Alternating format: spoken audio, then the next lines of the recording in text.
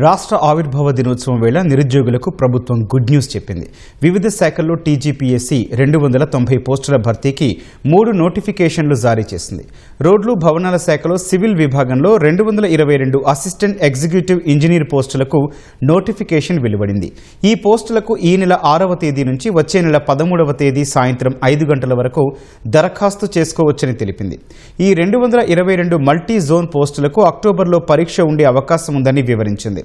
రోడ్లు భవనాల శాఖలోనే ఎలక్ట్రికల్ విభాగంలో 49 అసిస్టెంట్ ఎగ్జిక్యూటివ్ ఇంజనీర్ పోస్టులకు రెండో నోటిఫికేషన్ను విడుదల చేసింది.